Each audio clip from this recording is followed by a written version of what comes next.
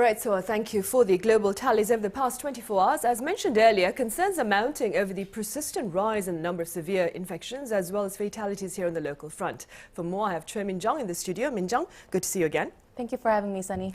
Right, so the sheer scale of our current outbreak appears to be driving up ICU tallies and related losses of lives, right? That's right, Sunny. With cases continuing to surge, authorities are bracing for a further uptick in the number of severely ill patients as well as deaths. As Swa mentioned earlier, with more than 50 added on Tuesday, we saw over 1,000 critically ill patients, and authorities say this figure could potentially rise to more than 2,700.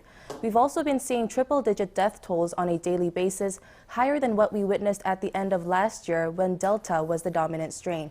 Authorities are expecting even more fatalities 2 to 4 weeks after the Omicron wave hits its peak. And on that note, health authorities continue to stress that Omicron doesn't pose a serious health threat to people who've gotten their booster shots. Recent data showed that the fatality rate of Omicron hovered at 0.07% for people who've received an extra dose.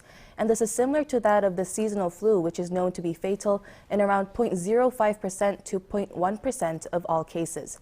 Authorities pointed out that the death rate for unvaccinated people, however, is at 0.6%, which is 6 times that of the seasonal flu. Also, not a single Omicron death has been reported among people under 60 who got their boosters. Meanwhile, for people who are 60 and over, the death rate was seen at 0.52%, but still much lower than unvaccinated people in this age group, which stands at around 5.5%. Right, Min-jung. And moving forward now, despite the ease in social restrictions, Min-jung, I understand authorities here have raised the country's COVID-19 alert level to its highest in the 5-tier system. That's right, Sunny. The country's COVID-19 risk level has been bumped up to very high following last week's developments. This, as you said, is the highest in the 5-tier ladder, and it's the first in 9 weeks that this alert level has been issued. The KDCA chief explained that the upgrade is due to the fact that more ICU beds are now filled at above 50% of total capacity, and with the number of deaths expected to rise with more people over 60 getting infected.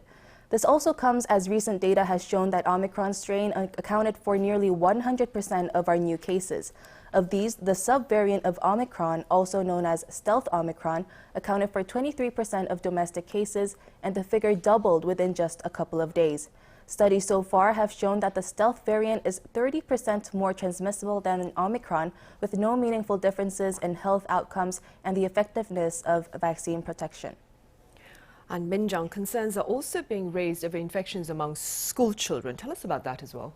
Right, the virus is currently spreading rapidly among teenagers as well as young children, especially in the capital region.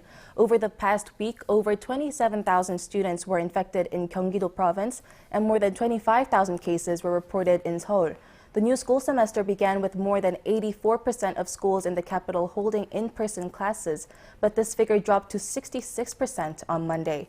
With the virus spreading quickly among the faculty as well, education authorities are allowing teachers to lead classes from home to address any learning gaps.